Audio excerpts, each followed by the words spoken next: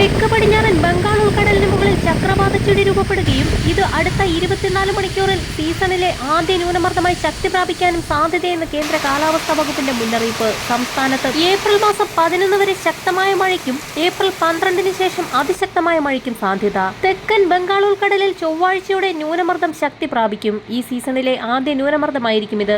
വരും ദിവസങ്ങളിൽ വേനൽ മഴയുടെ ശക്തി കുറഞ്ഞതിന് ശേഷം ഏപ്രിൽ 12 മുതൽ കേരളത്തിൽ വീണ്ടും അതിശക്തമായ മഴയ്ക്ക് സാധ്യത.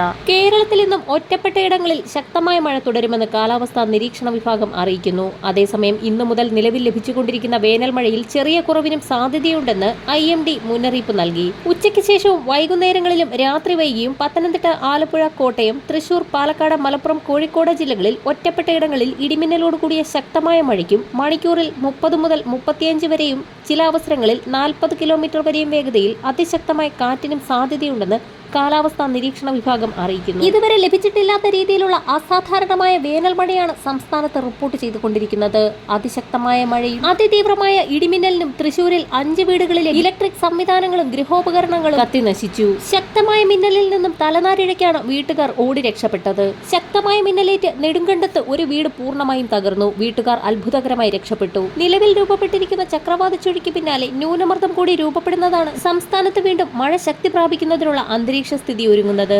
ഏപ്രിൽ 7, 8, 10 തീയതികളിൽ ആൻഡമാൻ കടൽ, തെക്ക് കിഴക്കൻ ബംഗാൾ ഉൾക്കടൽ, അതിനോട് ചേർന്ന മധ്യ ബംഗാൾ ഉൾക്കടൽ എന്നിവിടങ്ങളിൽ മണിക്കൂറിൽ 35 മുതൽ 45 കിലോമീറ്റർ വരെയും ചില അവസരങ്ങളിൽ 55 കിലോമീറ്റർ വരെയും വേഗതയിൽ അതിശക്തമായ കാറ്റിന് മോശം കാലാവസ്ഥയ്ക്ക് സാധ്യത. വരും മണിക്കൂറുകളിലെ കാലാവസ്ഥാ മുന്നറിയിപ്പുകൾക്കായി ചാനൽ സബ്സ്ക്രൈബ് ചെയ്യാൻ മറക്കാതിരിക്കുക.